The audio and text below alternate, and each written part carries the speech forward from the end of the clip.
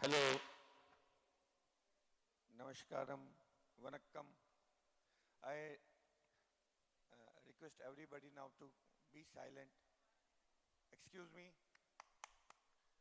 please keep silent. Now we are here in the second leg of our event. Hope you had a good night rest and after having a very good meals. Now in the second event leg of this program, we will have Rajshri ji speaking. After that, Rangarajan ji would be giving his presentation. And then a few words by Shankar ji and I.K. Pandit ji. And after that, we will have a dance performance here.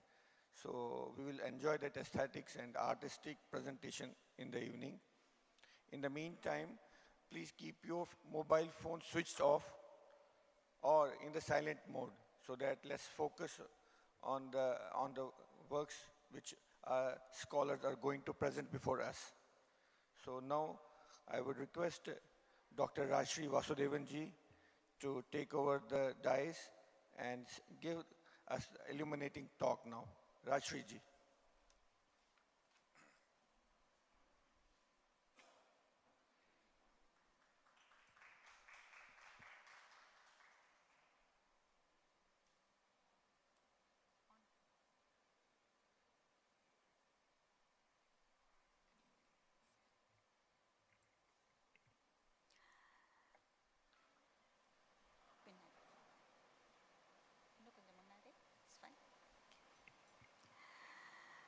Shri Gurubhyo Namaha. Gurur Brahma, Gurur Vishnu, Gurur Devo Maheshwara, Gurur Sakshat Parabrahma, Tasmai Shri Gurave Namaha. My salutations to the lineage of Gurus, from the one above to Bharata Muni, to Abhinavagupta Padacharya, and to my own Guru here, Dr. Padma Subramaniam, who has been the source of inspiration for all that I have done in art and in life. I see her as Bharata Putri, the one who revealed the greatness of Abhinavagupta to us. And I'm ever grateful to her for that inspiration, for integrating the country from the north to the south, from the east to the west, as one cultural substratum. So thank you so much, Paduka, and I begin here with your blessings. If there is any merit in my presentation, it belongs to her. There may be many mistakes, they are entirely my own. So thank you. I'm grateful to the organizers for giving me this opportunity to pay, I would say, a small tribute, a homage to Acharya Abhinavagupta Acharya, someone who walked the earth like a colossus, who straddled multiple worlds, who was at ease at all domains, who was able to contribute to each and every one of them with the depth and vision which many people probably take several lifetimes to achieve. If we ask this question, did such a person exist? Fortunately, we are able to say, yes, he did. And his works were not just insightful, but they were so revolutionary and their contribution was so significant that we can divide the history of aesthetic literature into pre-Abhinava and post-Abhinava. I think that is what a revolution is all about, where you cannot talk about aesthetics without taking into account what Abhinava contributed. And that was his contribution to each and every field. I think that is how Paduka also has done.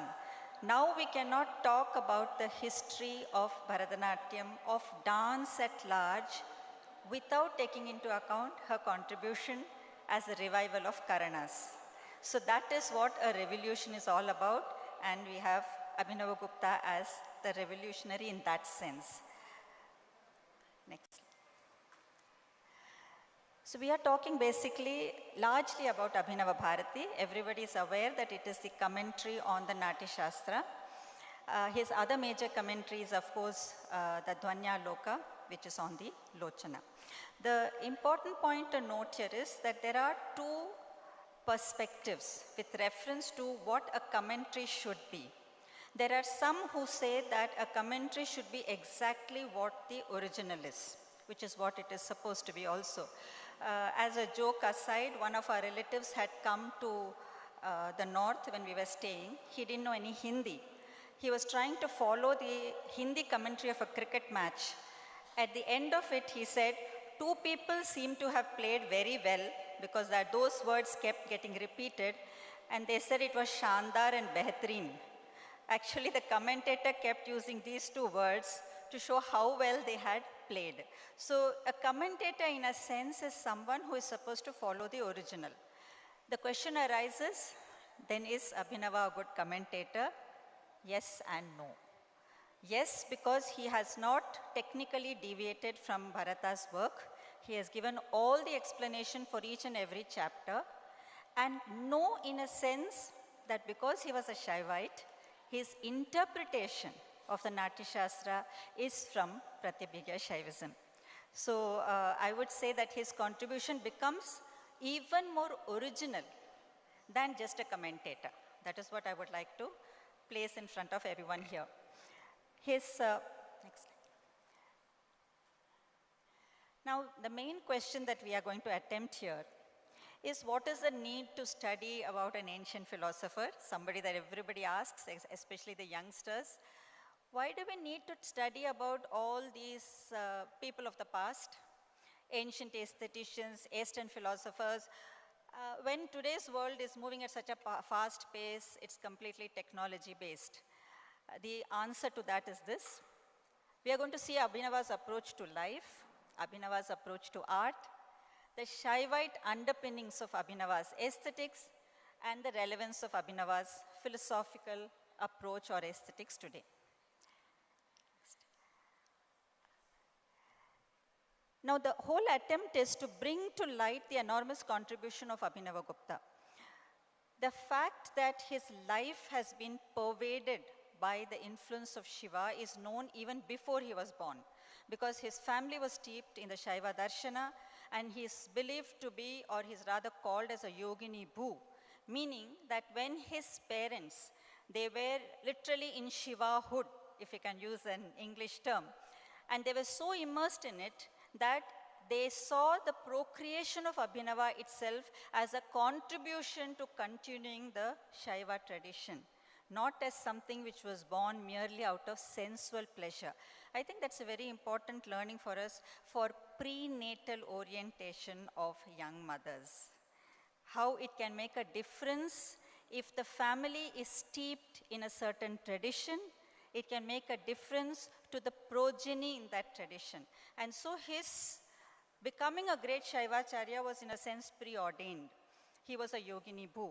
The entire family was steeped in the Shaiva Darshana. His father and many others members of his family were all his early teachers. It is unfortunate that he lost his mother when he was very young, but the rest of the family members more than made up for this. And since he was beginning his journey in the Shaiva Darshana, I think the entire energy of a young child was channelized in the right path. Why I'm mentioning these is I think these are the learnings for us from Abhinava's life, from his birth and his life, with reference to what we can make as a difference to the progeny of tomorrow.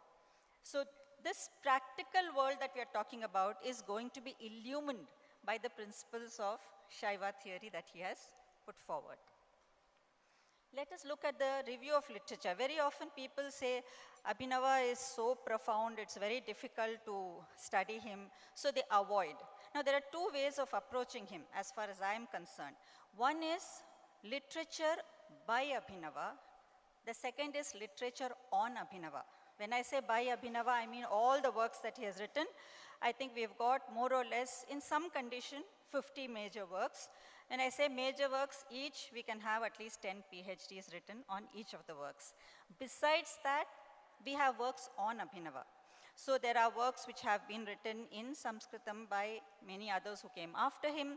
There are works which have been written as translations, and now there have been as a kind of awakening all over the world, unfortunately not so much in India, but there are a lot of studies being carried out in the other parts of the world on Abhinava, and his works have become part of studies on linguistics, on language, on consciousness studies, multiple areas. Okay, so this is the kind of review of literature that I had to undertake to study Abhinava.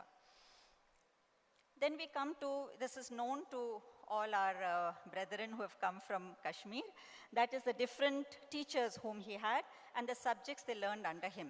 The important learning for all of us from this is that he went to all the teachers, whether they were Jaina or Bauddha or even what we call as Charavaka, which is like materialism.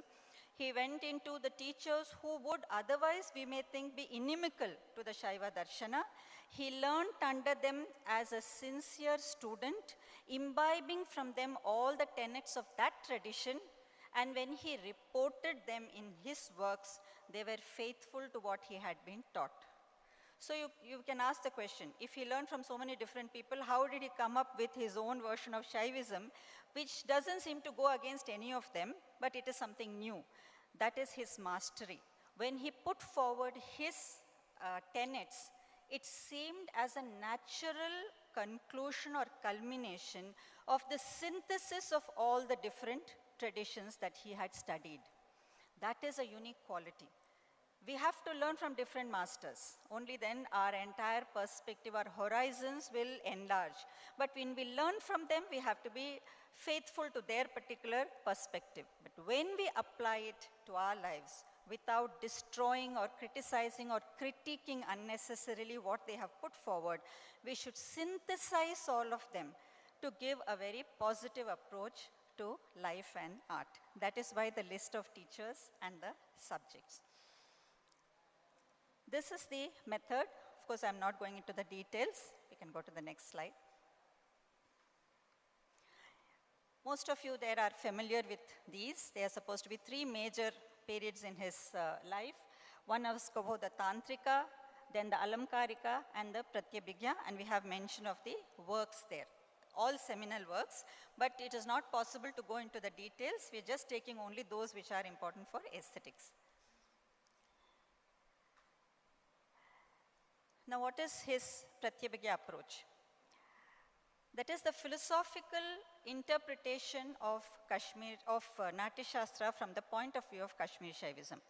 When I was mentioning about the commentary that he wrote, and I said that he was also going beyond his brief as a commentator, what was meant is that he did not want to show that he was greater than Bharata, but he was naturally a Shaiva. And I think both of them are not contrary to each other.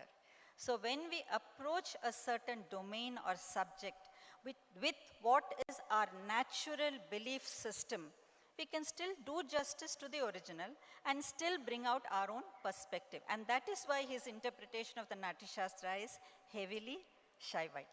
So we cannot, I would say he gives a tough time to his critics because he doesn't give room for criticism. He has worked out all the details in such a way that every time there is a point of criticism, it is answered somewhere in his work. And he is well known also for counter-referencing his own works. He mentions, even when he's talking in the Abhinav Bharati, he explains something and he says, this is what has been explained in another chapter. So nobody can do a halfway house as far as his works are concerned. We have to be thorough. One lifetime is definitely not enough. He also does counter-referencing between works. So I would think that a genuine student who is interested in studying would find that very, very energizing. He gives you the clue. If you're interested in this domain, do also check out. He is actually his own reference material. He says, check out this, what I have mentioned in some other work, and that may lead you to something further. So he is giving many pointers for future research in each of his works without at any stage claiming something very original or claiming that taking the moral high ground, I know better than others. He has told very clearly in the beginning of his work, what I have achieved today is standing on the shoulders of experts who have gone before me. So the humility is there. At the same time, there are so many things we can learn from him. At the same time, he gives all historical details, which is important because sometimes in our, I won't say facade, but in our need to be very humble, we forget to give historical details about ourselves. He has done both. As I told you, he doesn't give any room for the critics. He manages to answer all of them. Next slide, please. Okay, this is a little heavy, of course, but most of the terms will be known to the Kashmiri Pandits here. We have the concept of the ultimate reality. I'm sorry, I'm not able to see the, yeah. We have Shiva as Satchitananda, Prakasha Vimarsha, Shiva Shakti Samarasya. I'm reading out only the terms because we don't have enough time to go into all of them, but each of them is important to understand his aesthetics. Then we have Paravak, Shakti. I'm sorry, I'm not able to see. I have to bring it forward. Shiva as Paravak, Shakti as activity of Shiva, Bimba Pratibambavada and Swatantriyavada, Spanda as Shiva Leela, states of consciousness in Trika, ultimate reality as Anuttara, Shiva, Maheshwara and 36 Tattvas. As Sunilji mentioned in the morning, in someday we also have the 37th Tattva. It's not that he is going against the number of evolutes which he has borrowed from Sankhya and he has added on so many more to them, but he just felt the need to put forward one more tenet on one more ultimate principle to say that it is the final. So there are some which have also 37 tattvas. Then we have his epistemology, nature of knowledge, conscious activity as kriya. This is extremely significant. He took from Sankhya, but he tweaked it in the sense that Purusha is not an insentient principle. Knowledge is activity. Knowledge is also taken as an active principle. So the beauty is that he takes from Sankhya, he takes from Yoga, he takes from Nyaya, Vaisheshika, even from Mimamsa, with reference to his language theory, but he uses only that which is relevant and necessary for his understanding of Pratyabhigya Shaivism. Then we have Vikalpa Samskaras, channelization of energy, the subject and object of knowledge. Finally, how does it get applied in a practical experience? The influence seen in symbolism and linguistic terms used to expound the process and experience of Rasanubhava. He is greatly influenced by Bhartrihari, by his Vakpadiya. He is also influenced by Gaudapada's Mandukya Karika, and that is where the evolution of the Vak as Para, Pashyanti, Madhyama and Vaikari come about, where he gives a new interpretation to linguistic analysis. He doesn't make it dry. He brings it from the transcendental level, which is literally within us, where in Para and Pashyanti, it is just dormant, and then it comes out in the form of speech as Madhyama and Vaikari. Then we have, of course, Bhoga, Deha, Guna, Sadhana, Bhakti, Bhukti and Mukti of the Jiva. It was so beautifully encapsulated in just one line by my Guru in the morning. I don't have to add anything further to that, where she spoke about Mukti, Bhukti, and that is Bhoga and Mukti in just one sentence, all guided by the thought of Bhakti. So that is with reference to practical. Diksha from the Guru and Anugraha of Shiva. This is very significant. The Guru is a very important entity in Pratyabhigya Shaivism. Okay? Diksha from the Guru is very significant because it is possible to go into a lot of pitfalls if we don't understand the depth of it. We must remember that Abhinava was able to synthesize not only teachings of different philosophical systems, but also Shaiva systems, the Krama, the Kula, the Spanda, and the Pratyabhigya. And we know that Kula or the Kaula system has many different kinds of practices which cannot be easily explained by ordinary people. So putting all of it together, we need Diksha from the Guru and we need Anugraha from Shiva. And finally, he talks about Upaya and Trika Yoga. Okay, these are the different terms. As I mentioned, I'm not going into the detail, but how the term from Shaiva tenets becomes the base for his aesthetics. We have the Prakasha Vimarsha, and he takes into the Bimba Pratibambavada. He says that the artist is reproducing what is in the world. It's not a mere imitation, but it's a recreation. So that is based on his metaphysical theory. We have Spanda, as he mentioned, it is not just vibration. It is encompassing principle, which is setting any creative activity into motion. Then we have Vishwarupa, and that comes into Rupa. He means that the artist takes on many roles. He should do justice to the role till so long as he is in it, but he should be able to get out of it as and when needed. My guru often says with reference to Deha, that is, the artist has to train her body completely till that point where she forgets her body and presents only the art. So people are looking at the art, they are not looking at just the artist thereafter. Then we have, of course, the concepts of Sadharinikarna, Sahridaya, Pratibha, Shanta Rasa, Rasananda. She also explained very beautifully Bhava Rasa. The concept of Sahridaya here becomes important. Very often there are artists who say that I did my best, but the audience was not responsive. The onus is always on the artist. And if he or she is presenting what is touching the essence of the human being, that bhava, which becomes Thai bhava, will automatically get translated into rasa. And the Sahridaya will become, just a spectator, will become a rasika. So I think the onus is on the artist. It's a very big lesson for artists, because we need to take the responsibility for presenting the right stuff which will reach the audience. Bharata has told in the Natya Shastra that dance should elevate. Natya should elevate because it is educative entertainment. It was not created just like that to titillate people. It was created for a certain purpose. So Abhinava is following that. He said every art form should have a message. Only if it has a message, you are worthwhile as an artist. So sometimes there are abstract art, paintings which we don't know from which side we should look at it. So I don't know, we'll have to come to that later. Then the concept of pratibha, he says every individual has the talent within him or her. They need a trigger, they need the training. And that pratibha is actually related directly to the vasanas that they inherit from an earlier life. And that pratibha is something which is inborn but can be trained. Both are possible. And what are they looking at when we talk about vasanas?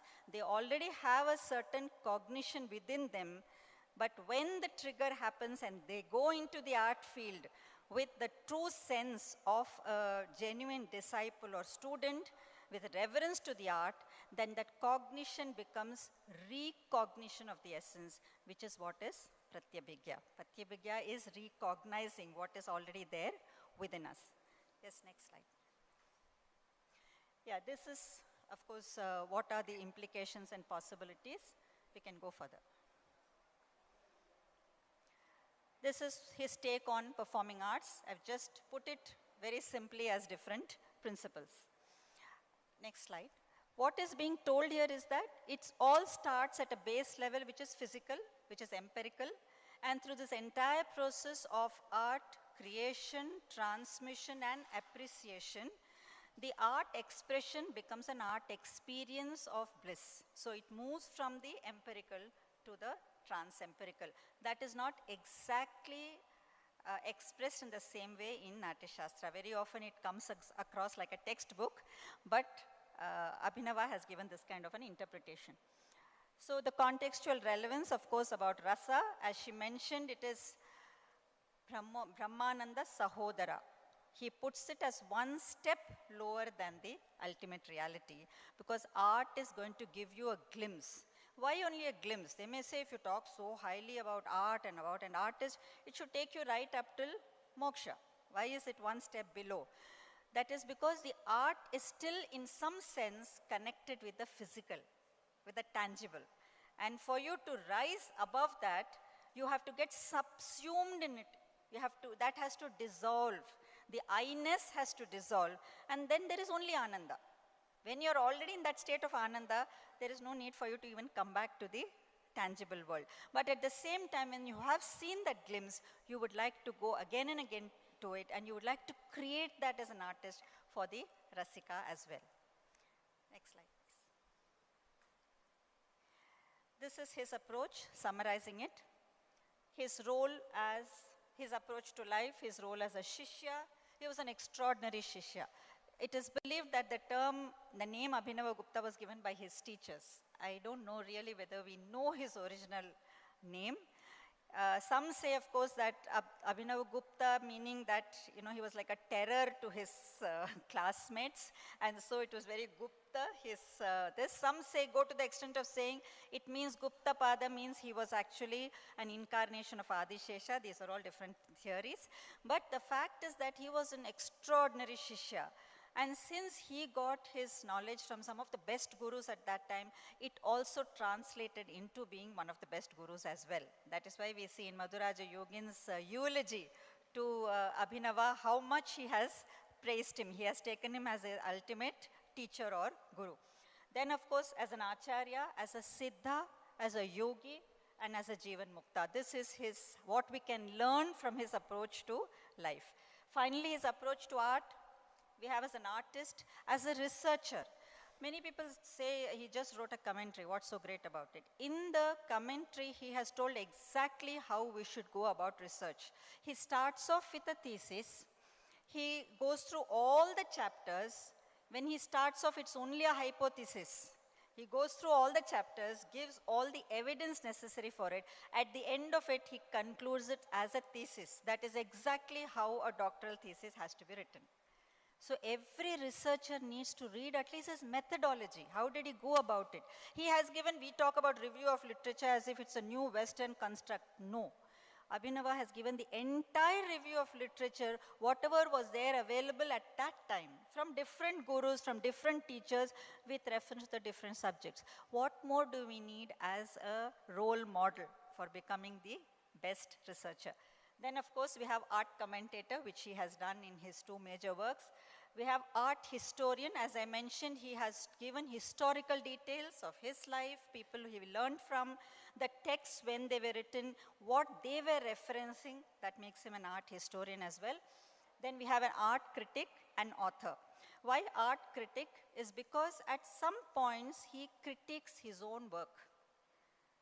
And that is a very great step forward. How many of us are ready to do that? We feel we know the ultimate word on the subject. He critiques his works by asking questions to himself, almost like a soliloquy. He says, this is what I have put here. Is it really fulfilling the purpose for which it was started? He asks himself that question and goes further to analyze it. So that is why he is called as an art critic. So that is with reference to the life of Abhinava and what it teaches us. Next. This is a small homage that I have written as a poem to Abhinavagupta. The artist tries in a finite moment to capture the momentless infinitude, and the similar heart, Sahridaya, yearns and tries to be one, infinity in the moment. Some speak of attributes, gunas, some speak of embellishments, alankara, some call it poetic power, pratibha, some propriety, auchitya, some other suggestion, dhvani, some suggestive deviation, vakrokti, some say style, riti, some soul, atma. But as I tread the path of Abhinava, I know it is the one, the only happiness. It was and always is, I knew it not, and now that I know it is, I am it, I am Satyam Shivam Sundaram. Thank you so much.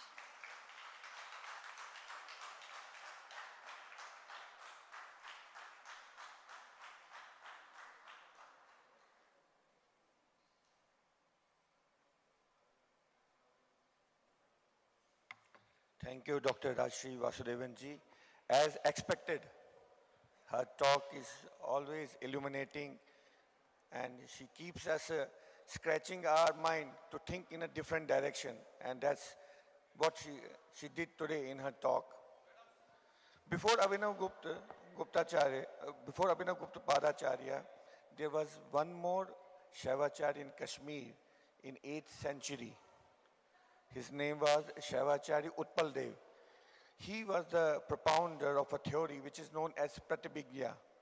In Pratibhijna, He wrote about how to recognize yourself.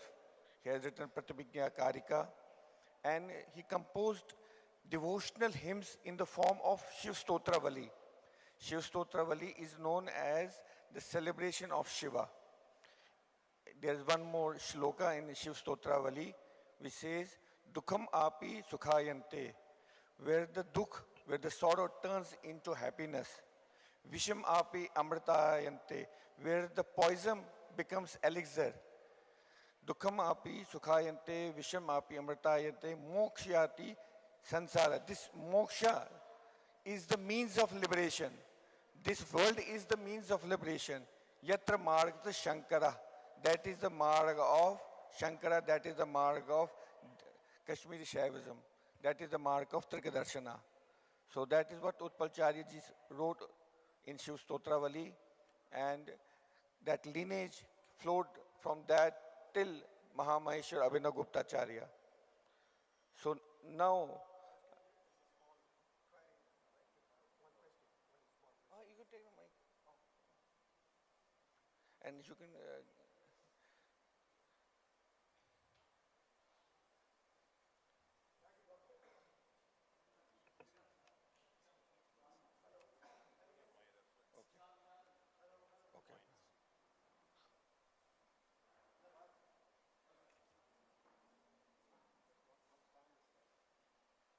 okay. Hello.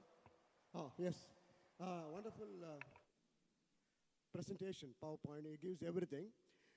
The only one thing which is a kind of appendix where Abhinavagupta had his last days in the Berwa cave, where he went along with the 2,000 disciples and had a samadhi there.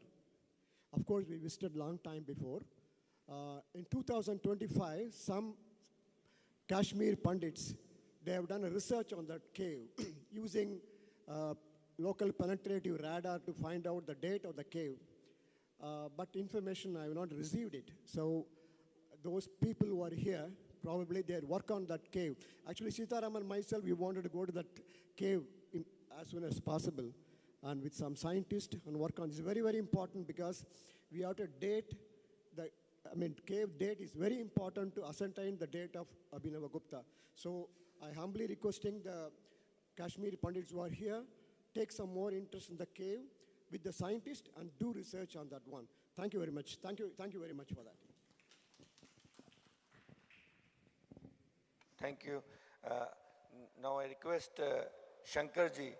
Shankarji is the one who was the Sutradhar, who was the one who connected us at a different point of time, and that's how the journey started from Jammu to Kashmir, which we connected with the Kanchi Mutt, and that culmination happened yesterday when we met Shankaracharya ji at Kanchi.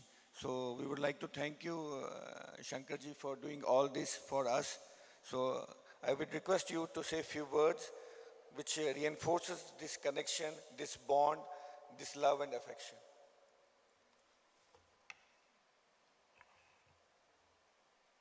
Thank you, Sunilji. I could see everyone taking inspiration from Garyali ji in picking up some Tamil words. Namaskar has become Namaskaram by Sunilji. So slowly I think you will all pick up some Tamil. Sadasiva Samarambam Shankaracharya Madhyamam Asmat Acharya Paryantam Vande Guru Paramparam. Sri Gurubhyo Namaha. First, I want to thank our Kashmiri Pandit community coming all the way to a remote place like Kumbakonam. Yesterday when Periva was asking, where is this function is going to be held? He said, Kumbakonam. Kumbakonam, how? We are all driving. And who is going to be there? We said, Padmaji is, oh, then you could see his eyes lit up and said, oh, that's it. That is a great arrangement, he said. All thanks to Sitaramanji. First, I want to say a few words how I came in the picture. It was, I do a lot of projects for Kanchi Mutt. I will mention few towards the end. Very interesting projects in today's context, when we all have a change in our current scenario, we are slowly adapting to that too. In August 15, 2021, we started Kashmir Cultural Heritage Awareness Series.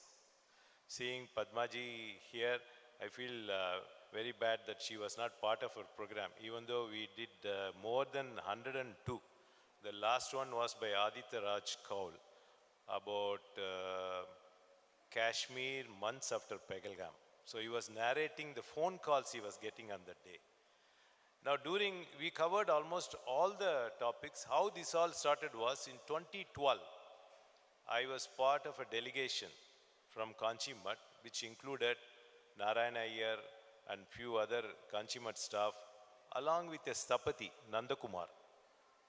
The intention was Nandakumar to study all the temples to see whether they could be rebuilt. When he visited Marthan temple, Nandakumar Stapati just could see tears in his eyes. He just couldn't believe the destruction, how much these temples were destroyed during earlier centuries ago during Mughal invasion. From that time onwards, Periva was always talking about Kashmir and wanted to do something about Kashmiri Pandits' return to Kashmir. So 5 years ago, we started this Kashmir Cultural Heritage Awareness Series, inaugurated by Madam Garyali ji and also archaeologist Padma Bhushan Nagaswamy. And Periva gave Anugrah Bhashanam. With his blessings, we have done more than 102 programs. In one of those programs, Sitaraman appeared, and also Sunil ji. Sunil ji, actually, we had a sort of initial confrontation because I included a Muslim scholar in one of our programs, Professor Meem Hai Zafar, and the topic was spiritual traditions of Kashmir. Professor Zafar spoke to me at length, and he told me that he will not lean towards Islam or lean towards Kashmiri Pandit and be very, very neutral. And he spoke very well, but people who saw all this in the Facebook, they started telling, oh, Shankar is a jihadist, and he started bringing Muslims into this topic, and we don't know what to say, and a lot of phone calls, please stop this program, don't do that. But in the spirit of neutrality, and he's a Sanskrit scholar, he spoke very well and very high of Kashmiri Pandits. He told me few things I'll just share with you. He said, whenever you visit Kashmiri Pandit home, you will find a lot of books. They are all scholars, highly educated, as we all see now. But when you visit our house, Muslim Kashmiri Pandit, Muslim house, you will find only two books. One is a dictionary, other one is Quran. So he was talking very high of Kashmiri Pandits. And even 2 days ago, Mehbooba Mufti mentioned Kashmiri Pandits are no different from Muslims. Maybe she is saying that because most of the Muslims have the same surname, Hamid Bhatt. And somehow they retained all these names. So return of Kashmiri Pandit is what is always in the mind of His Holiness. And every year we conduct Shankara Jayanti function at Shankara Hills, starting from 2012. There is a separate team, about 150 to 200 devotees, 50 of them from Kanji Mutt. They go there, stay there for about 9 or 10 days and perform Shankara Jayanti function. I also attended Jeshtashtami at Kir Bhavani temple, and we had a stall of Kanchi Mutt there. That's how we developed contacts. Thanks to Garyali ji, she introduced a lot of Kashmiri Pandits, all scholars, very well educated and very well placed in life. Through that I developed, and I have about 80 Kashmiri Pandit in my database. So when Kalakshetra conducted the Kashmir week, I think, at that time, almost all our contacts came and we gave that was a wonderful event conducted by Kalakshetra. So that is the background. So when I shared Sita Raman's program, Sunil ji happened to see that they became friends, and it's so wonderful that Sita Raman could organize an event like this, which I can't think of organizing anywhere. We always wanted to do that in Kanchi Mutt, but the transportation, logistics, the schedules, but it's so nice, and I hope we continue to do this every year if it's going to be possible. And Kanchi Mutt is very happy that all Kashmiri Pandits could join in this program, and we could make this event very, very successful one. And a lot of awareness we have created about Kashmir. Now, about Kashmiri Pandits' return, we must keep Kashmir engaged, in the sense we should visit, not just as tourism, but you see the number of temples they were showing today, 2,603 temples. There are so many temples. Even if you go on a 1-week package, now even train services are there, we can cover most of the temples. Only when you land there, you will see. Now, thanks to Manmohan ji government and also Modi ji, they have, there is housing for Kashmiri Pandits about 90 kilometers away from Srinagar. I visited that place. About 1,500 Kashmiri Pandit families stay there, but not in a great shape, but at least it's a great move. And I could see Garyali ji doing our Saraswati Educational Trust is helping them a lot. It's so nice to see your trust name with the name Chennai. So there are a lot of help. We are also trying to help them through Kanchi Mutt.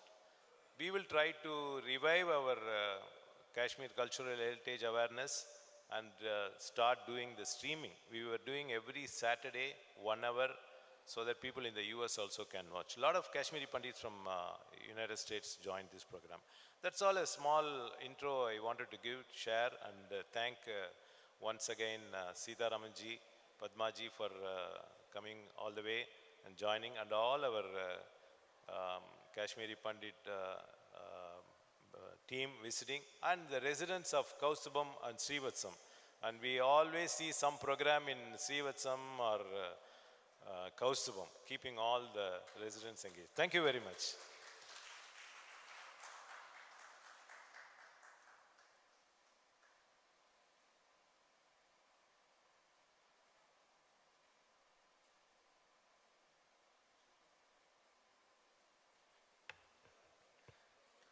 Thank you, Shankarji, for reminding us how we all got connected. So basically, this was all Pratibhigya. We all were there, but you connected and got us, reminded us that we all are part of the same consciousness. So whether we are in Kashmir or in Kumbakonam, so we are the part of the same lineage, same consciousness, same love and affection. Thank you so much once again. And on behalf of whole Kashmiri Pandit community, I thank you for the work you have done all these years, carrying out the series, connecting the people, inspiring them to talk, and bringing them in a way to meet His Holiness at Kanchi over the years. So that's a phenomenal work which you have done, and I hope this bond, this continuity goes on. Since I apologize, since my book was also to be, I was planning to launch the book. So it is an edited version in the sense that many scholars across the globe has shared their articles, their papers with me, and we have combined complete all these articles in the form of a book. So I had requested Paduka couple of years back, if she could also write one paper or a foreword for this book, but I'm still hopeful that one day she will do it. So it has a collection of essays, research papers, articles from the scholars across the globe, and I'm hopeful in a month or so we'll be able to release the book.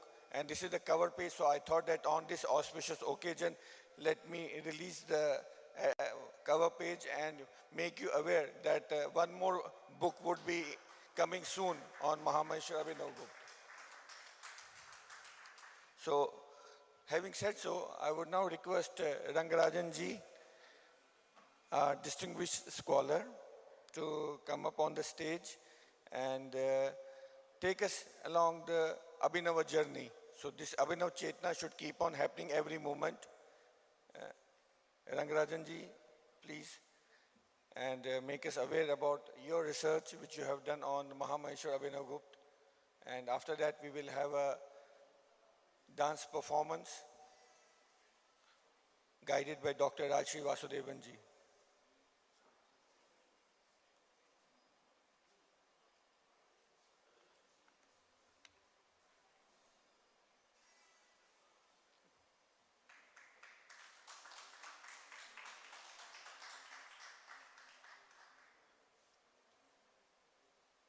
Check.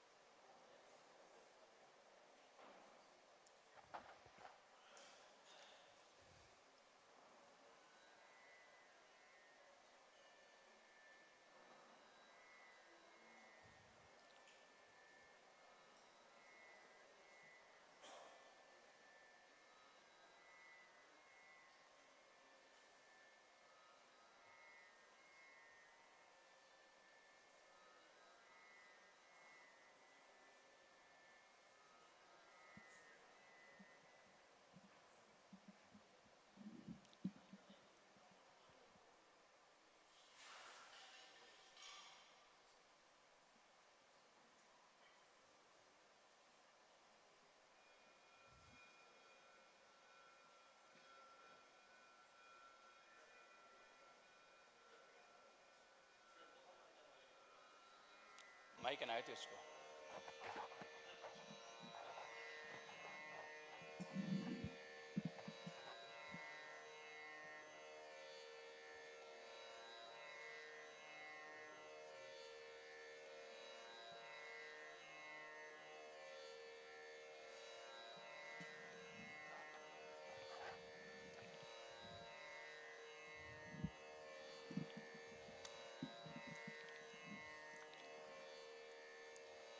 Good evening, all.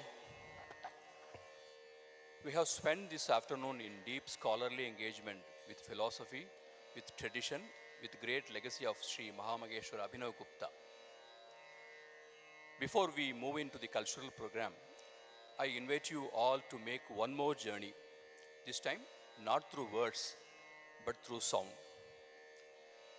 Before I say anything further, just listen to this century-old tambura for a moment.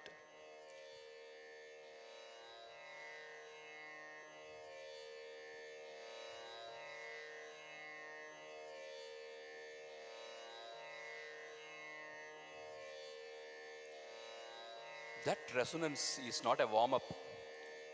In the philosophy we are exploring this evening, that primordial vibration is the ground of being itself. Everything rises from it and returns to it. This evening brings together two great journeys, 800 years apart, different languages, different traditions, and yet each arriving at exactly the same recognition. Sri MAHAMAHESWARA ABHINAVAGUPTA lived in Kashmir between 1950 and 1015 CE. He is considered the greatest philosopher of Kashmir Saiva tradition, a tradition that sees entire universe as the expression of one divine consciousness. He wrote Tantraloka and the Abhinav Bharati, his commentary on Bharadas Natya Shastra, which remains the most profound work of Indian aesthetic philosophy. He was not only a philosopher, he was a practicing musician, the son of a music master, composer of musical verses, the guru who played the veena with the tips of his nails while his disciples sat at his feet writing down every word he spoke. Saint Tyagaraja was born in 1767 in Tiruvarur, Tamil Nadu. He is the foremost saint composer, Vagnayakara of the Carnatic tradition, one who composed both the lyrics and the music. He composed over 700 kritis in Telugu and Sanskrit, most of them addressed to his beloved Rama. He never sought fame, refused royal patronage, and lived entirely on the devotees offered. His philosophical kritis, the ones we hear this evening, are not merely devotional songs. They are a systematic inner journey, phase by phase, from existential questioning to final dissolution into joy. What connects them is this: both understood that nada, sound, is not a path to the divine. Sound is the divine. And both understood that this recognition is available to every sensitive, open human being, not only to the scholar or the renunciant. Two philosophies, one evening. This evening, I want to share with you all the two philosophies that accompany us through 8 songs, 8 kritis. The first, Pratyabhijna, it means recognition. The teaching is simple. You are already what you are looking for. The divine is not somewhere else, waiting to be reached through effort. It is your own nature right now. The only obstacle is forgetfulness. The second, Spanda. It means the aware vibration of consciousness. Sound, nada, is the first moment of that vibration. This is why the tambura you just heard is not a mere tuning pitch. It is the resonance of Brahman, eternally pervading and sustaining the entire cosmos. These philosophies were systemized 1,000 years ago by Sri MAHAMAHESHWARA ABHINAVAGUPTA of Kashmir, who was himself a musician. Sarngadeva, the great 13th century author of Sangeeta Ratnakara, the most authoritative treatise in Carnatic music tradition, cites Sri MAHAMAHESHWARA ABHINAVAGUPTA explicitly as a great authority on music. The connection between Kashmir Saivism and Carnatic music is woven into the tradition's own self-understanding. And Sri MAHAMAHESHWARA ABHINAVAGUPTA's most generous teaching, the one that makes this evening possible for everyone in this hall, is this: the experience of beauty through music, when received with full inner openness, is not merely aesthetic pleasure. It is a direct and complete moment of realization. This path is open not only to the yogi or the scholar, but to any ordinary sensitive person who genuinely surrenders to the aesthetic experience. You need not to have studied philosophy. You need only to be present, open, and genuinely listening. The journey, 8 kritis. Saint Tyagaraja's philosophical kritis taken together are not separate songs. They are a single inner journey, from the first disturbance of questioning to the recognition that the whole world is bliss. For each kriti, I will speak briefly to open the door. Then our Vidushi Ganabhushnam Srimati Vijaya Krishnamurti will offer a brief raga alapana, followed by each kriti in the format of Vritam, freely without rhythmic constraint, with tambura alone. After each rendition, a few words to carry you all to the next. A word about our Vidushi Srimati Vijaya Krishnamurti was honored with the title Ganabhushnam in 1971, 55 years back, by the Chempai Memorial Government Music College, Palghat, an institution that carries the legacy of one of Carnatic music's greatest vocalists. She continued her musical journey at the Tamil Nadu Government Music College, Chennai, and holds a postgraduate degree in ME Music. Her most cherished formation was under the discipleship of musical pair Sri B.V. Raman and Sri B.V. Lakshmanan, who were themselves instrumental in the construction of a shrine for Saint Tyagaraja at Thiruviyaru, on the sacred banks of the river Kaveri in Tanjavur district, Tamil Nadu. That she sings Saint Tyagaraja's kritis this evening carries the weight of a living lineage from the banks of Kaveri to this hall. Kriti 1. Dvaitamu Sugama, Advaitamu Sugama, Raga Redi Gaula. Most traditions give you an answer before you have fully felt the question. Saint Tyagaraja does the opposite. His opening song is nothing but a question. Dvaitamu, the path of devotion where you and God are two. Advaitamu, the non-dual path where you and the divine are ultimately one. Which brings more joy? He does not answer, he asks. And Raga Ridi Gauli holds the question open with gravity. That openness is itself beginning of the wisdom.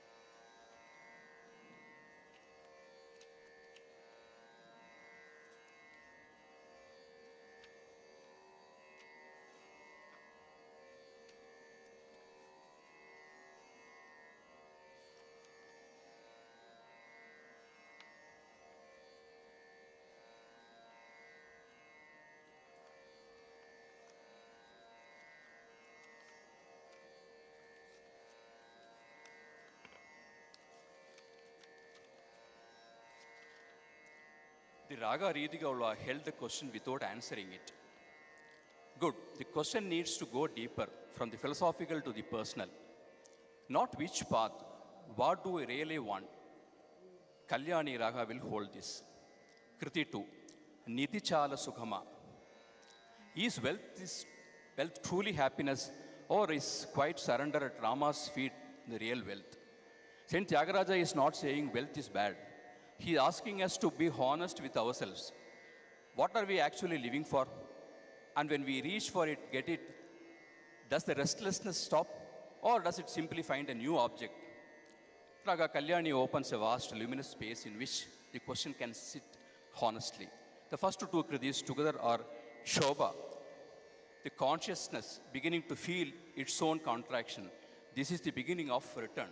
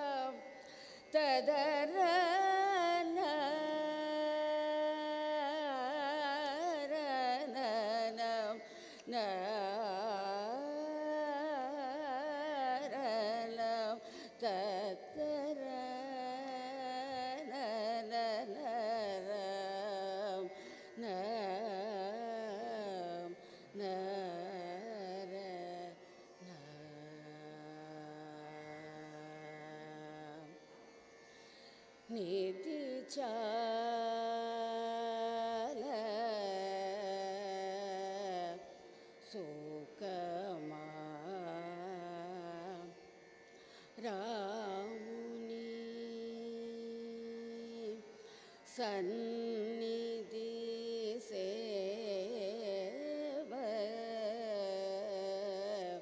सुखमा निजमुगपल मनसा निधि चल सुखमा रामुनि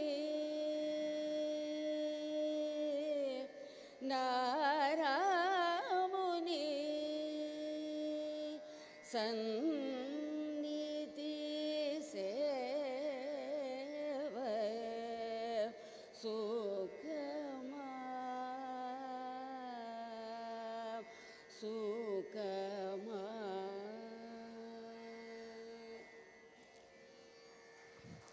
Two questions, no answers. The questions have done their work. They have turned us inward. Now, Saint Tyagaraja stops asking about the world and turns to ask mind itself. Why do you keep wandering? Malayamaradam Raga will carry this. Kriti 3. Manasa Ettulortune. Oh mind, how long will you keep wandering? God is within you. Why do you keep looking elsewhere? Saint Tyagaraja does not scold the mind. He speaks to it with tenderness. There is no blame here. Only the gentle recognition of a pattern, the mind turning outward for what can only be found within. In Pratyabhijna, this is called Anavamala, the primal contraction. Saint Tyagaraja is simply saying, you have been looking in the wrong direction, gently with love.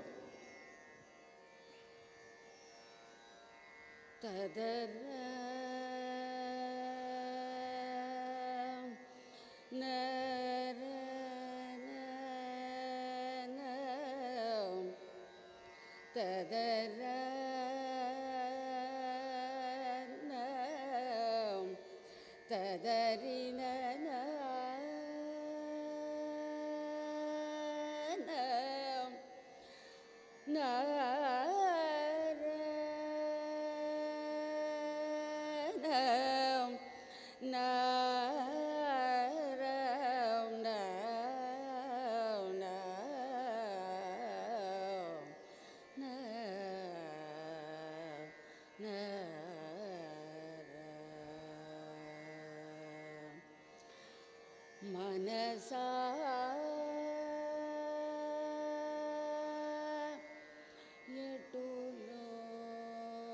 यटुलोर्तुने मनसा यटुलोर्तुने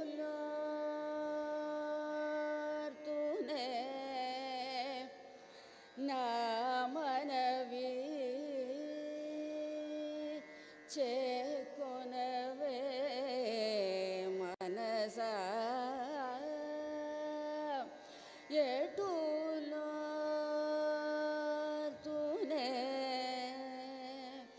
नामनवी चेकोनवे मनसा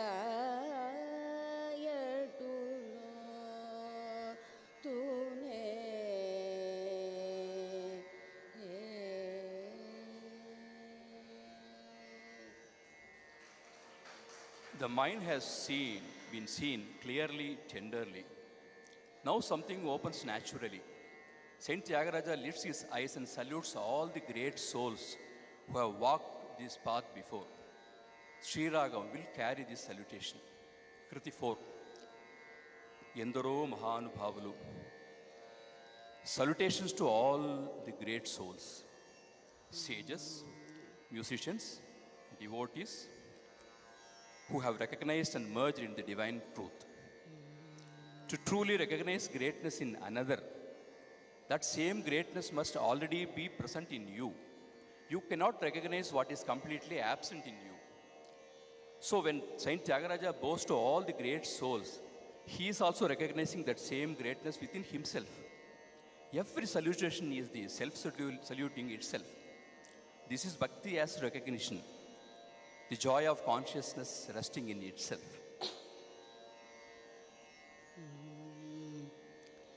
ಎಂದರೋ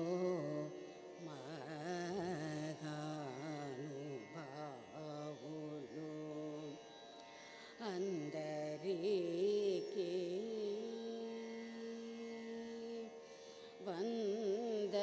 వందనము ఎందరో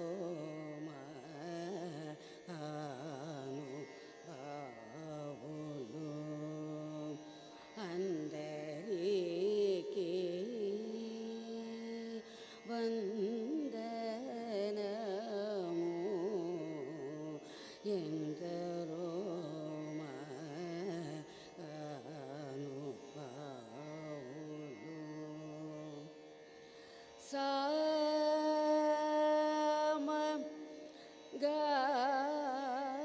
గానలోల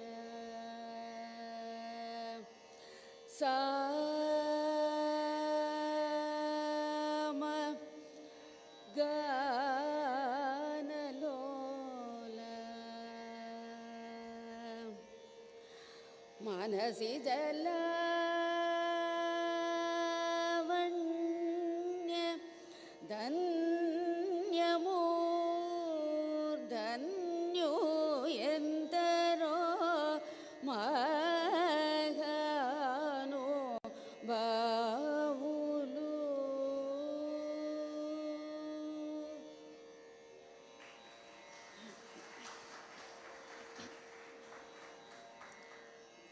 This rendition has given us the warmth of recognition. Now Saint Tyagaraja goes to the foundation. What is the very medium through which this recognition happens this evening? It is sound. Not sound as a vehicle for prayer, but sound as the body of the divine itself. This is the heart of this evening. Chittaranjani Raga will carry it. Kriti 5, the heart. Nadha Tanumanisham. I salute Shiva, whose very body is Nada. Saint Tyagaraja is not saying sound helps you feel devotional. He is saying the body of God is sound. Nada is not path to Shiva. Nada is Shiva. If for even a moment the boundary between you and the sound dissolves, if you stop being a listener and become simply listening itself, then in that moment you have arrived where the sage arrives through decades of practice. This evening, with Tambura alone, this will be the most direct.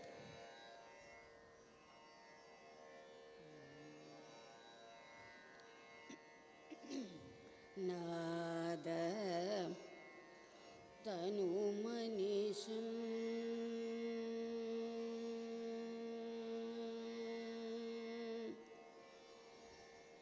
నాద తను మనీషం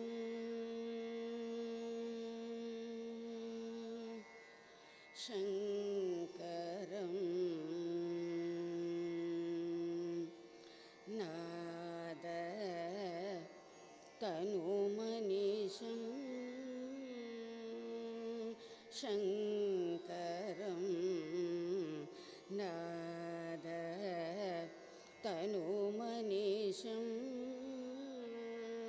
శంకరం నమామి మే మనసా శిరస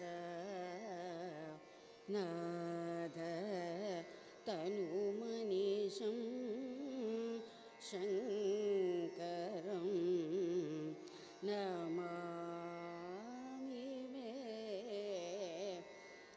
मनसा शिरसा नाद तनुमनीषं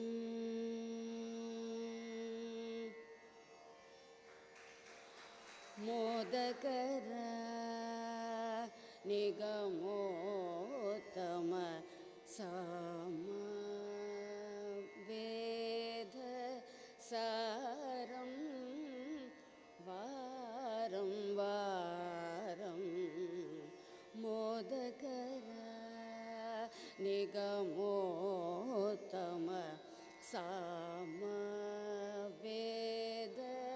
सारं वारं वारं नाद तनुमनीषं शङ्करं शङ्करम्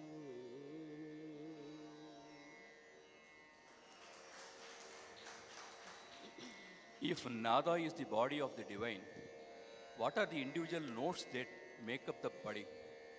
Not musical intervals. 7 forms of divine light radiating a sound. Raga Jaganmogili will carry this. Kriti 6. Sobhillu Saptaswara. The 7 sacred swaras shine in splendor. They are the living form of God radiating through sound. The word swara says it's swa, from the self, ra to shine. Every note shines from within. Every gamaka is a microspanda, a tiny pulsation of consciousness in motion.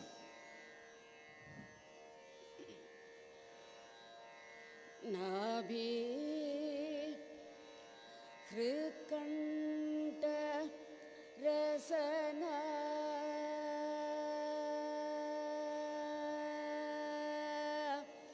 नाभि हृत्कण्ठ रसना शोभिल्लो सप्तस्वर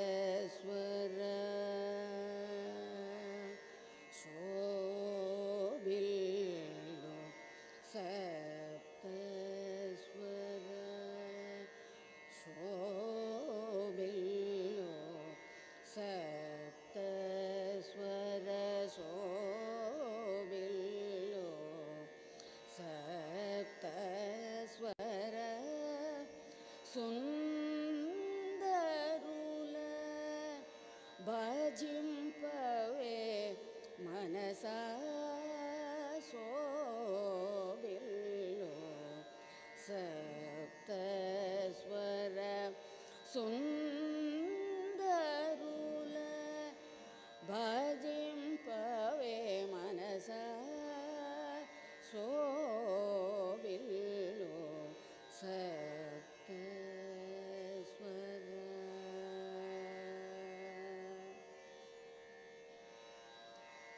नाभि हृत्कण्ठरसना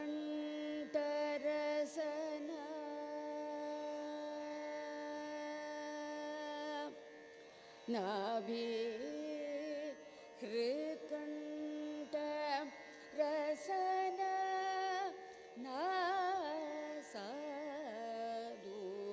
नासादूलयेन्दु शोभिल्लो सप्तस्वर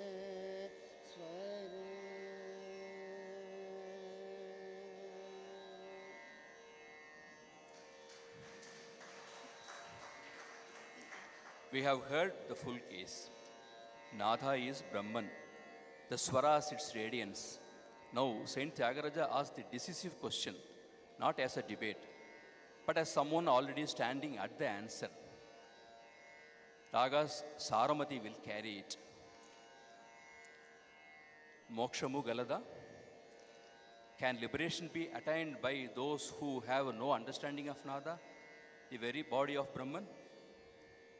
There is no anxiety in how this is asked, no urgency. Saint Tyagaraja is not asking from outside the answer. He is already within it. Raga Saromati does not ask the question, it answers it before the words are finished. The listener who is stilled into silence has received the answer without seeking it. And that arrival without effort is exactly how recognition always comes.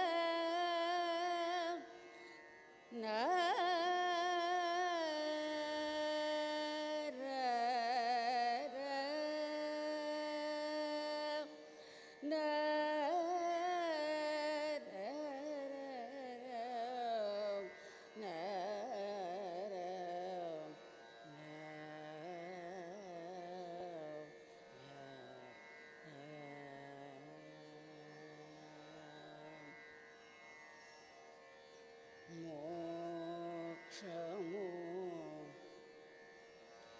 గలదా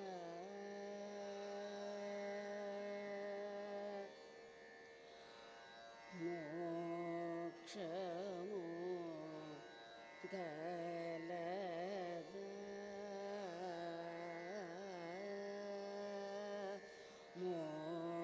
మోక్షము గలదా భూమిలో జీవన్ మోక్షము గలదా భూమిలో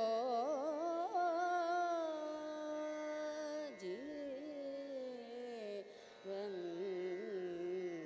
ముక్తులు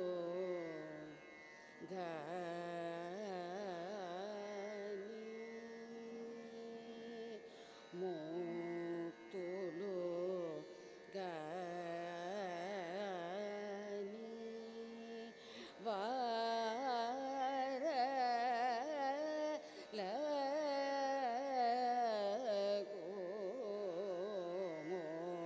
మోక్షము గలదా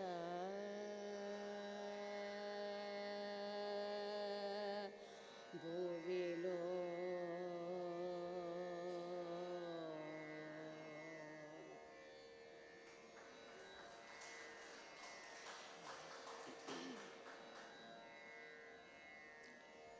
Raga Saromati has given us silence, not empty but full. The seeker is no longer seeking. From that arrived place, Saint Tyagaraja looks at the world not as something to escape from, but as Ananda. This bliss play of consciousness, Nate, the raga of divine play, will carry this sea. Kriti 8, the arrival. Jagat Ananda Karaka. O Rama, you are the very cause of universal joy. The entire creation dances in bliss because of your presence. We have arrived, not at the end of a journey, but at the recognition that the journey was already complete. The Vidushi's rendition, the Tambura's resonance, each soul in this hall, all part of the same Ananda Saint Tyagaraja is describing. There is no separation between the songs and this evening.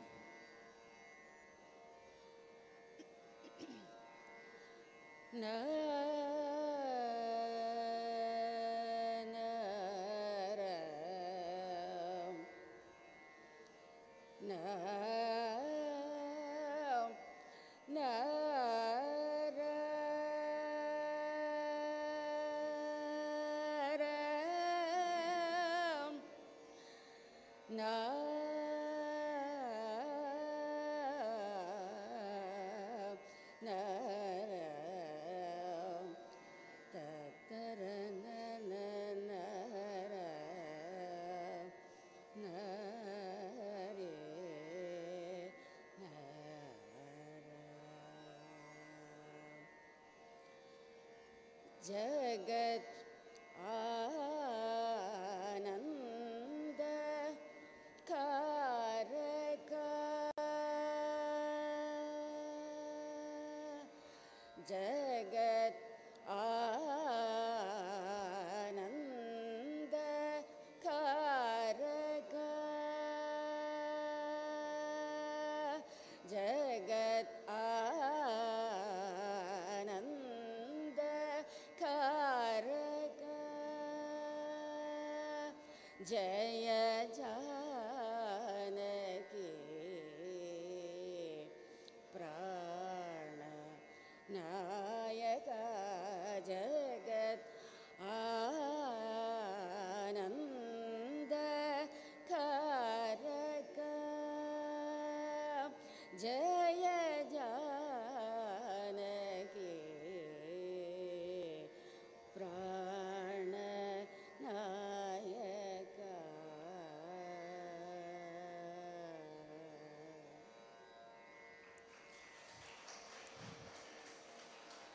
Friends, if something in you was genuinely moved this evening, that has a precise name.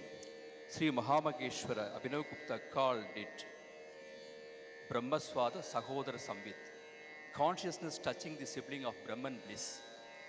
You needed no qualification for this. You needed only to be present, open, and genuinely listening. Sri MAHAMAHESWARA Abhinavagupta understood this from Kashmir. Saint Tyagaraja demonstrated it in the deep south. Sargadeva, standing at the very foundation of our Carnatic tradition, held the thread between them. This evening, that thread holds. Thank you.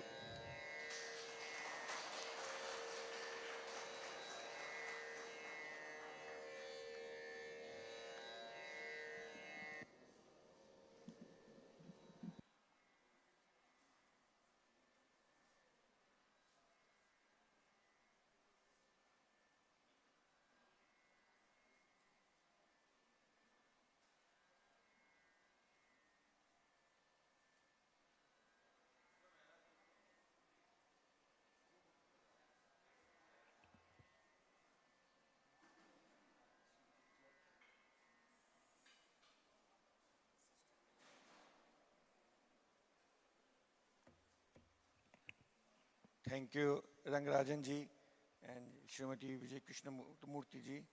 It was so devotional. For a moment, we all got soaked into that transcendental state. We went into that state which in Vijnana Bhairava, Mahamaheshwara Abhinavagupta talks about devotion and the rasa of that moment. In Kashmir, the acharyas had a unique way of presenting the things. For example, while giving the commentary on Bhagavad Gita, the first shloka said, Dharma khetre kurukhetre samvita yuyutsa mamaka pandavacha kim kurvaya sanjaya. But Mahamaheshwara Abhinavagupta gives a different commentary on this particular shlok. He says, this Dharma khetra and Kurukshetra is outside is okay, but it is also happening inside. Sometimes the evil inside you is there, and sometimes good inside you is there. So there is a constant fight between the good and the evil within you. So it is the consciousness, that Param Tattva, Anuttar Shiva, which will bring you out from this abayas. Similarly, in 8th century, Utpal Dev Ji wrote a shlok. He said that it's okay, God is there, Param Shiva is there, all that creation is there, and we always go and pay obeisance in the initial works to these masters. But he says it is because of bhakta. So he is giving the first verse which in the Shiv Stotra Vali is dedicated to the bhakta.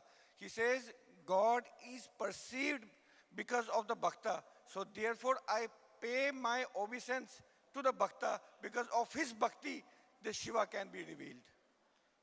So before we move to the next phase of this program, we have Indra Keshan Pandit ji, am I right?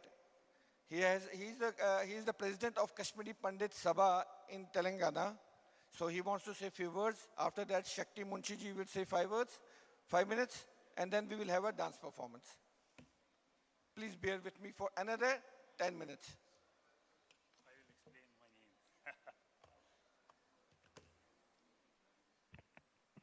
name. Sarvatra Namaskar.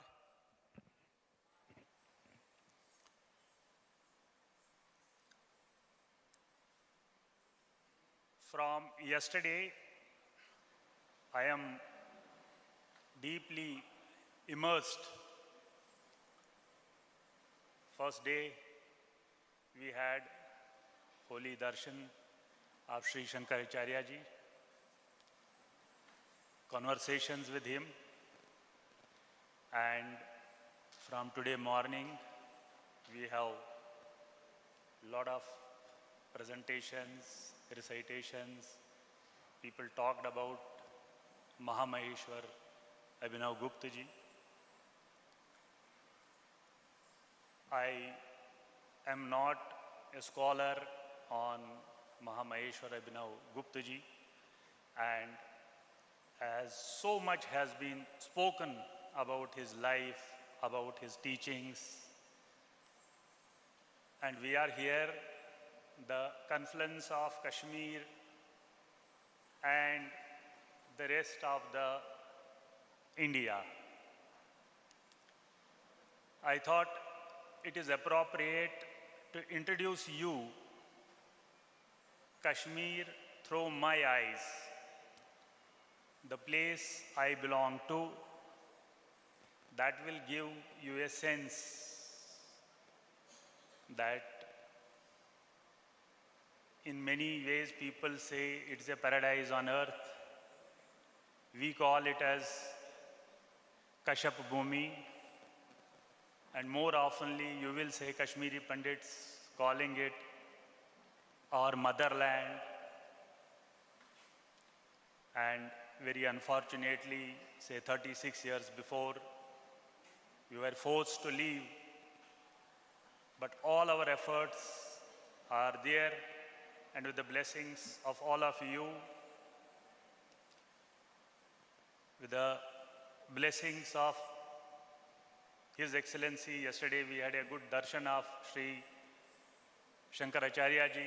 I have personally had the honor to meet him 2-3 times in the past also.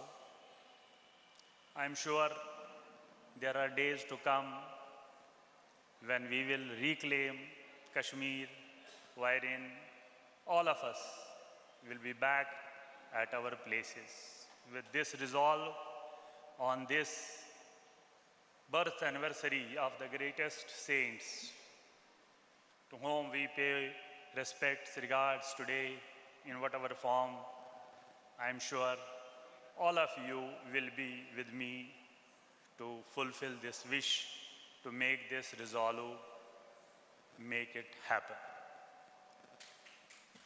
So this was the first thing I thought I will talk to you. Secondly, after I left Kashmir, last 25 years, I am in a place called Hyderabad, which is part of South only. We have a Kashmiri association here. We call it Kashmiri Hindu Sabha Telangana. Now the name of the state is Telangana, so Kashmiri Hindu Sabha Telangana, Hyderabad. I represent that.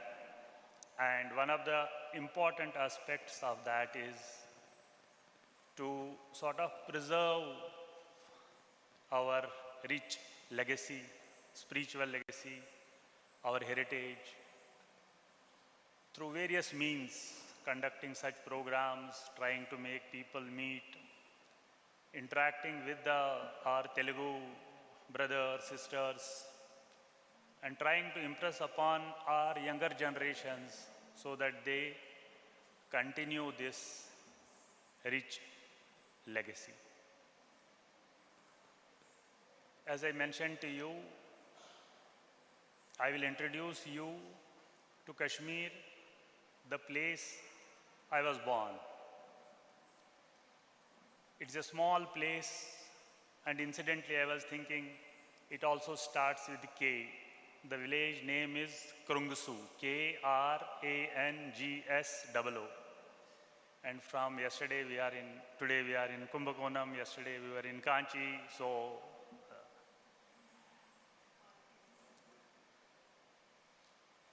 this is a small place, about 6 kilometers from district place. First thing, there is one temple, I think about 150 to 200 years before, to great-grandfathers of mine. There is a divine call, and they told him there is a lake. In the lake, there is a sacred lingam. You go and unearth that. And I think that point of time they went and they constructed a temple. So we have Lord Krangeshwar. I am not sure how many of you would have heard. Lord, and the name of my village is on Krangeshwar Krungsu. That is how my motherland, my birthplace is. So this is the first thing. About 1.5 kilometers from my birthplace is very famous temple which is called a Gautam Nag. Gautam Nag. This has been the place where great saint Gautam Rishi has performed his puja, sadhana for great number of years. So today also we have a temple. Unfortunately, around 1986, when all this thing started in Kashmir, those temples were burnt and that temple was also burnt. That has been a seat of many saints do come there and then they attain nirvana, they attain moksha. So that is about 101.5 kilometers from my birthplace. About 6 kilometers, the name of the district is Anantnag.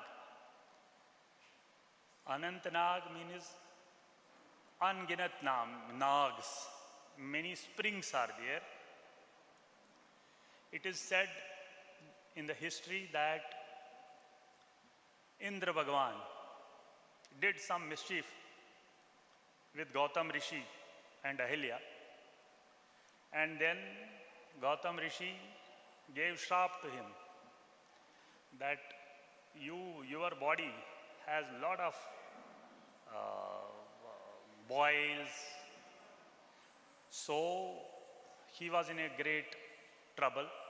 Then he ran to Vishnu Bhagwan and then he gave him that there is a spring in Anantnag. You go and have holy dip there. And he went there, had this holy dip there, and this skin disease problem he got solved. So that spring is still there, and that is called Anantnag. About 2 kilometers from my place, from the morning we are hearing Martin Temple, Sun Temple. One of the famous sun temples is about 2 kilometers from my birthplace. Sunilji mentioned that in Kashmiri Pandits, there is a barrow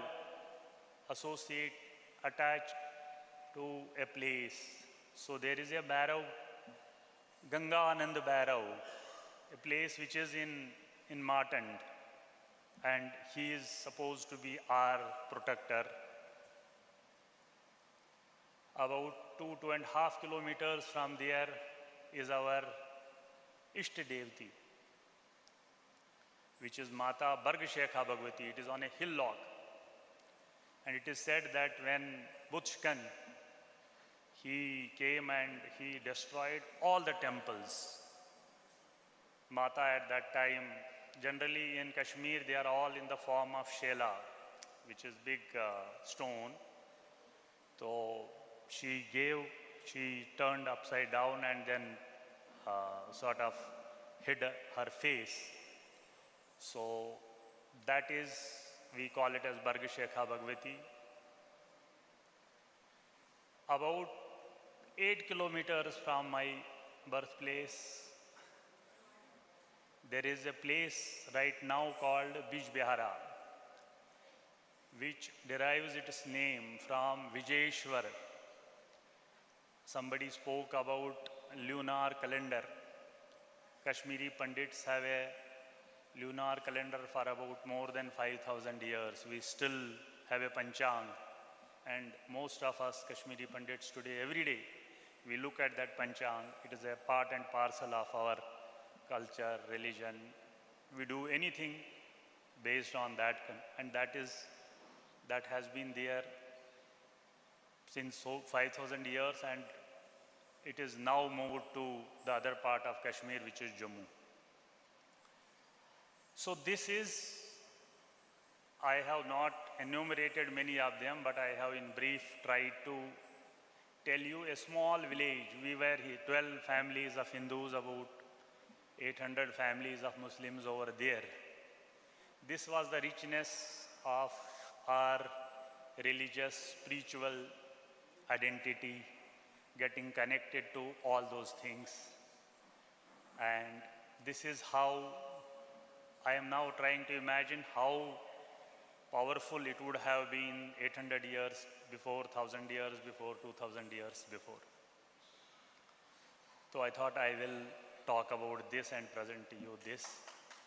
Towards the end, I think it is important to have such programs anywhere in India, abroad, and people like Sita Ramanji have coming forward and making this program today executed here. I do not have much of mementos, gifts. The presiding deity of Kashmir is Mata Sharika. There is a small idol of Mata Sharika with that love, respect, and that Mr. Sitaraman has been able to do this program, and I have heard about him. I thought his blessings should be with him. I wanted to present a small deity to Mr. Sitaraman. I would request him to come onto the stage. And this is love from Kashmir and from entire Kashmiri. So this is Mata.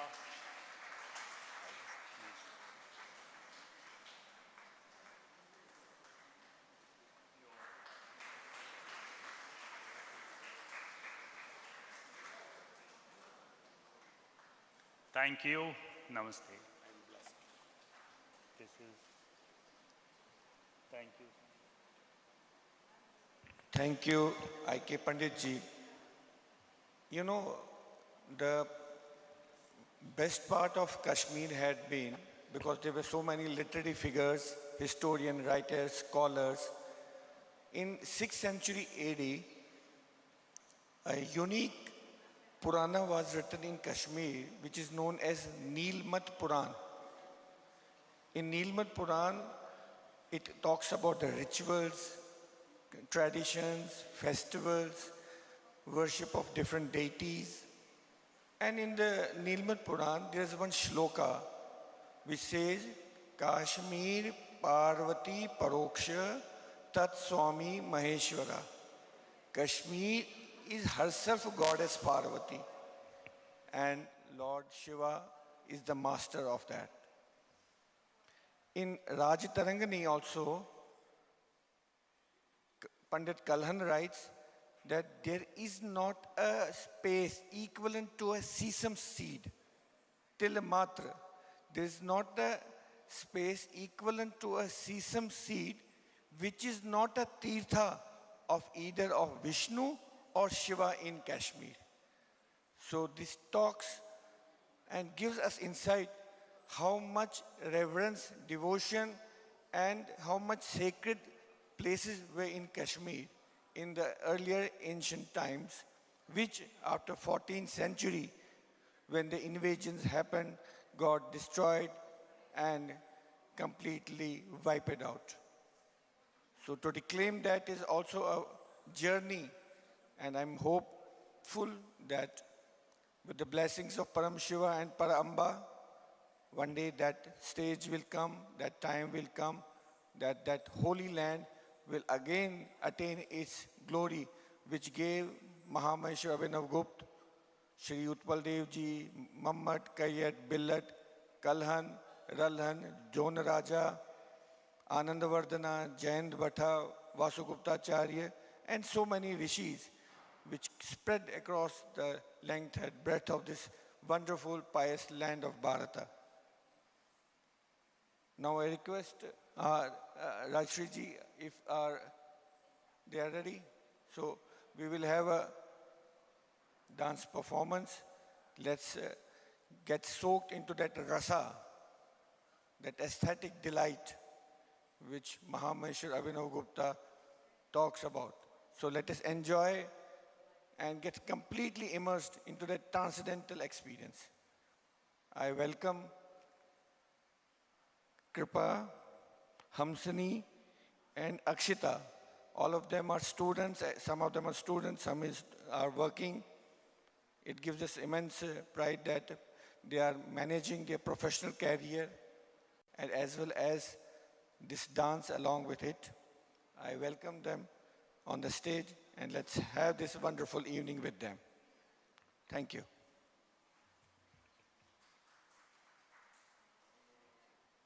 Shri Gurubhyo Namaha. With the blessings of our Guru, Dr. Padma Subramaniam Padma Vibhushan Awardee, President Nrityodaya Chennai, we commence today's Bharata Nritya recital with the traditional Vazhuvur Todaya Mangalam. This will be followed by a Pushpanjali, which Dr. Padma has learnt from Gauri Amma, the last Devadasi of the Kapalishwara temple, Mylapore.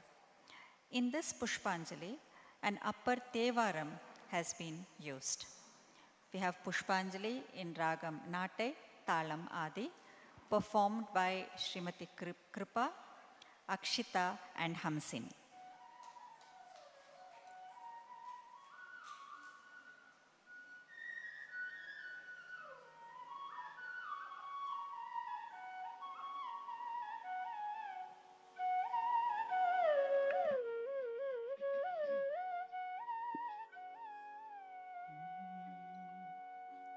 जय शुद्ध पुरीवासा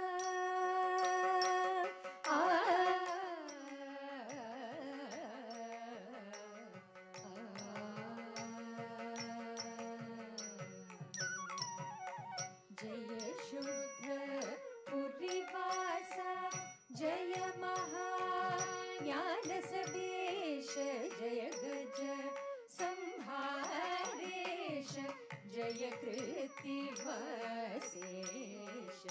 जय जय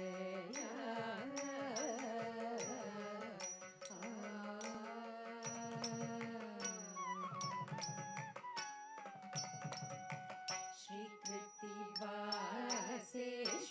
दिक् जय मंगलम श्री बालापुरम बिकैक शुभमङ्गलम् पञ्चब्रह्म तीर्थकर्तृक नित्यमङ्गलम्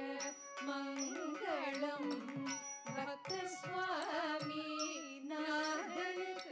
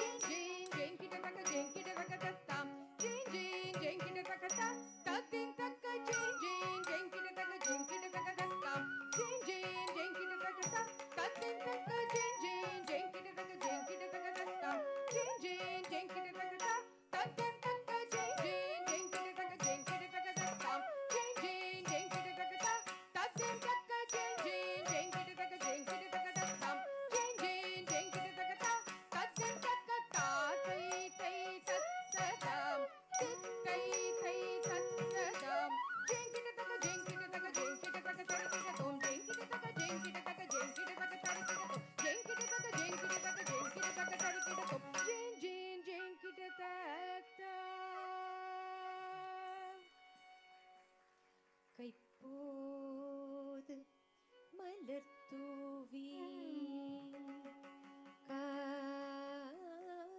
காதலித்து வானோர்கள் முப்போதும் முடிசாய்த்து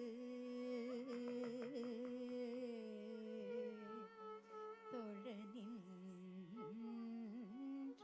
முதல்வனை அப்போது மலர்தூவி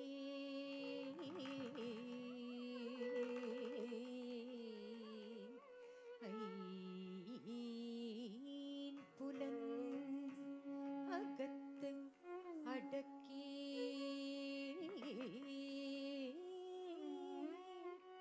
ஐம்புலன்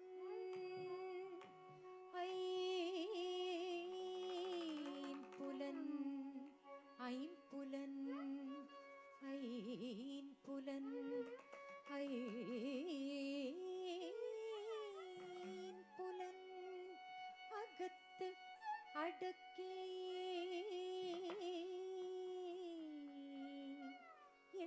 எப்போதும்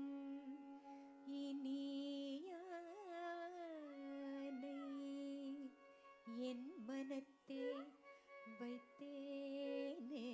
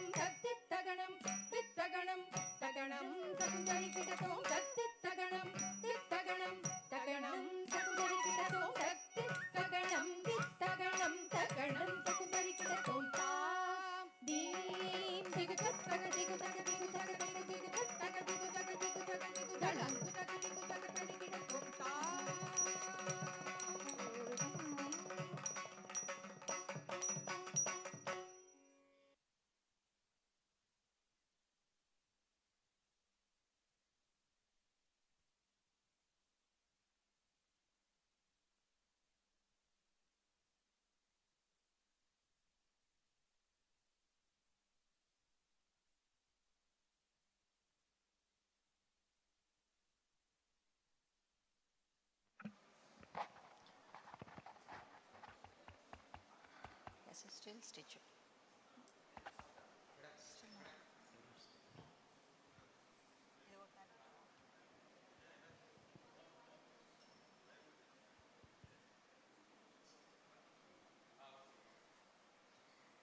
The next piece to be performed by the students is Adi Kunda, which describes the magnificent cosmic dance of Shiva. This in MAHAMAHESWARA Ragam and Adi Talam is a composition of Muthu Tandavar and has been choreographed by our Guru, Dr. Padma.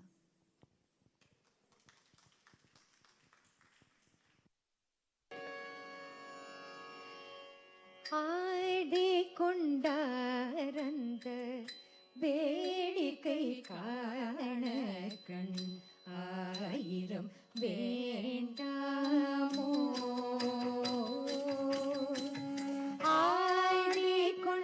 ஆடிக்கொண்டாரந்த வேடிக்கை காண கண் ஆயிரம் வேண்டாமோ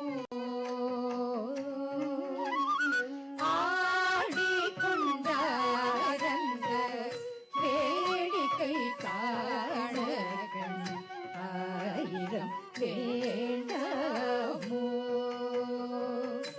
ஓ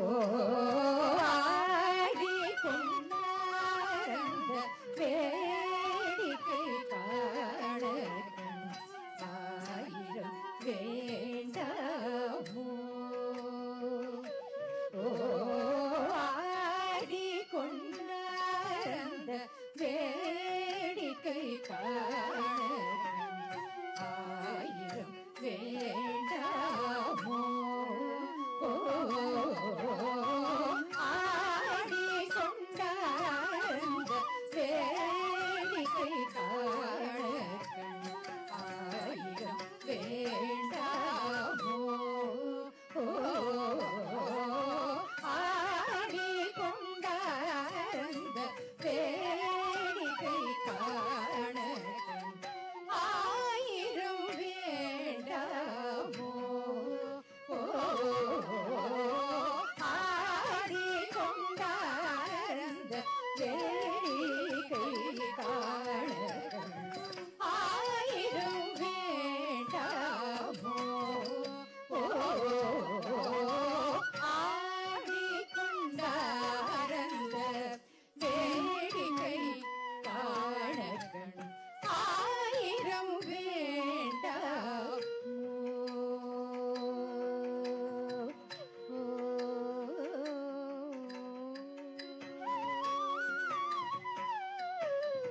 நாடி துதிப்பவர் பங்கில் உரைபவர் நாடி துதிப்பவர் பங்கில் உரைபவர் நாடி துதிப்பவர் பங்கில் உரைபவர் நாடி துதிப்பவர் பங்கில் உரைபவர் நாடி துதிப்பவர் பங்கில் உரைபவர் நாடி துதிப்பவர் பங்கில் உரைபவர் நௌம திருச்செம்பொன் அம்பலவாணனே நௌம திருச்செம்பொன் அம்பலவாணனே நௌம திருச்செம்பொன் அம்பலவாணனே ஆடிக்கொண்டாரந்த வேடிக்கை காண ஆயிரம் வேண்டாமோ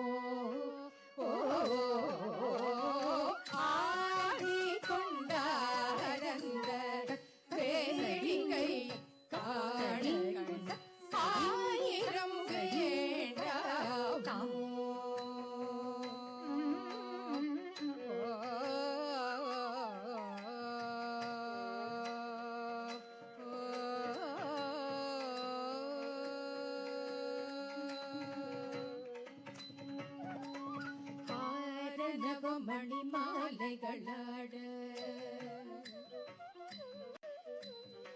ஆடும் அரவம் படம் எடுத்தாட ஆரணவமணி மாலைகளாட ஆரணவமணி மாலைகளாட ஆரணவமணி மாலைகளாட ஆரணவமணி மாலைகளாட ஆடும் கரவும் படம் எடுத்தாட ஆரணவமணி மாலைகளாட ஆடும் மரவும் படம் எடுத்தாட தீரனை கொன்றையர் மலத்தொடையாட சிதம்பர தேராட சீரனை கொன்றையர் மலத்தொடையாட சிதம்பர தேராட வேரணி வேதிய பிள்ளை 3000 பேர்கள் பூஜித்துக் கொண்டு நின்றாட வேரணி வேதிய பிள்ளை 3000 பேர்கள் பூஜித்துக் கொண்டு நின்றாட காரணி காணி எதிர்த்து நின்றாட காரணி காணி எதிர்த்து நின்றாட கனக சபை காரணி காணி எதிர்த்து நின்றாட கனக சபை ஆடி கொண்டாரந்த வேடிக்கையாளர்கள் ஆயிரம் வேண்டாமோ ஆடி கொண்டாரந்த வேடிக்கை காணர்கள் ஆயிரம் வேண்டாமோ